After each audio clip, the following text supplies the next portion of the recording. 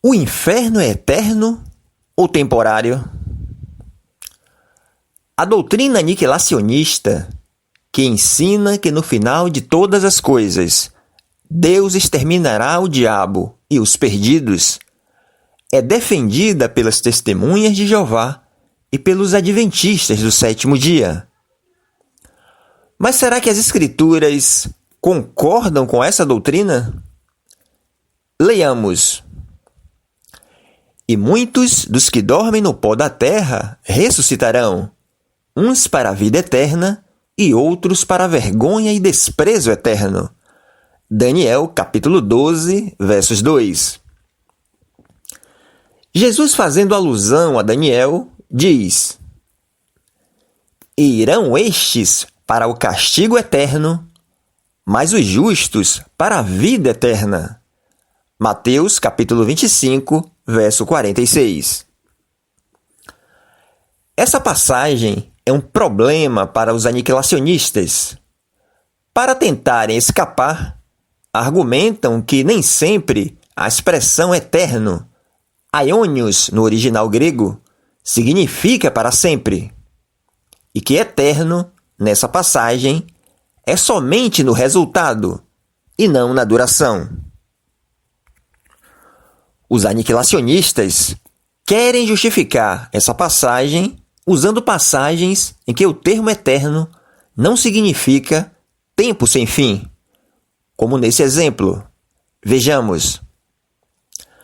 E da doutrina dos batismos, e da imposição das mãos, e da ressurreição dos mortos, e do juízo eterno. Hebreus, capítulo 6, versos 2. E aí indagam: o juízo vai ficar ocorrendo eternamente? E aí argumentam que quando eterno se refere a Deus e aos salvos, é eterno. Mas quando se refere ao diabo e aos perdidos, não é eterno. Essa regra não existe nas Escrituras. É um artifício criado para escapar da realidade do texto. É verdade que nem sempre o termo eterno na Bíblia significa tempo sem fim. Porém, o que determina o sentido de uma palavra é o contexto em que ela está inserida.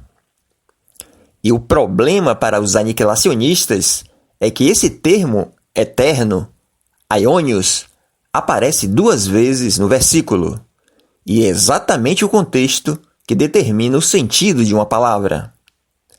É um absurdo hermenêutico interpretar a mesma palavra, lado a lado, no mesmo versículo, com significados diferentes. Apesar desse termo aionios poder significar um tempo determinado, em Mateus 25, 46, Jesus está traçando um paralelo entre o destino dos perdidos e dos salvos, visto que ambos os destinos são ditos serem eternos. A mesma palavra, no mesmo versículo, no mesmo contexto, apontando para o futuro, dando a ideia de continuidade e não de aniquilamento. A palavra aionios é usada como representação de uma vida que não é apenas eterna em seu resultado, mas eterna em sua duração ou continuação. Os aniquilacionistas concordam que na segunda parte do versículo, vida eterna, deseon aionios no original, é eterna em sua duração. Porém negam que castigo eterno, colassem aionios no original, na primeira parte do mesmo versículo, seja eterno na duração. Se aionios, na parte final de Mateus 25, 46, significa infinito quanto à duração, não podemos restringir a interpretação de aionios na primeira parte do mesmo versículo para significar apenas infinito quanto ao resultado. O adjetivo aionios, que qualifica o substantivo vida, é o mesmo que qualifica o substantivo castigo. Jesus usou o mesmo termo para os dois substantivos. Se o castigo dos perdidos, mencionado por Jesus neste versículo, é temporário, então o mesmo vale para o gozo dos salvos no céu, pois contextualmente os dois estão vinculados. Assim como Jesus esperava que seus discípulos compreendessem o céu como um lugar de felicidade permanente e sem fim para os salvos, ele também pretendia que eles entendessem o inferno como um lugar de tormento permanente e sem fim para os perdidos. Das duas, uma: ou o céu não será eterno, ou o inferno será eterno tanto quanto o céu. Não há como escapar. Vejamos mais uma passagem problemática para os aniquilacionistas.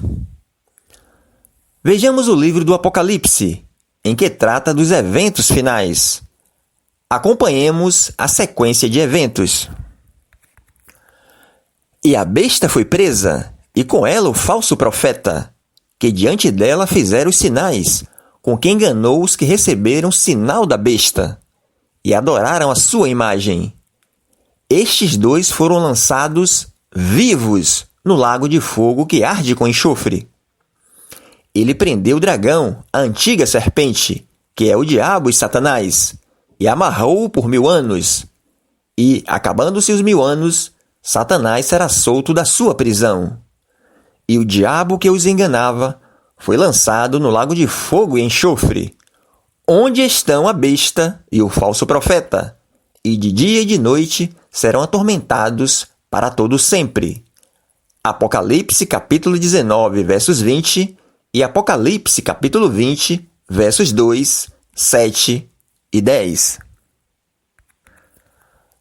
Perceba que a besta e o falso profeta foram lançados vivos no lago de fogo.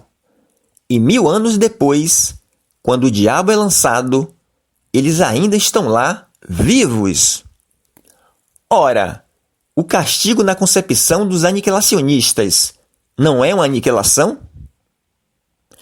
Então, o que a besta e o falso profeta estavam fazendo vivos no lago de fogo depois de 1000 anos? Apocalipse 20, versos 10, mostra Satanás sendo lançado no lago de fogo, mas não mostra ele sendo aniquilado.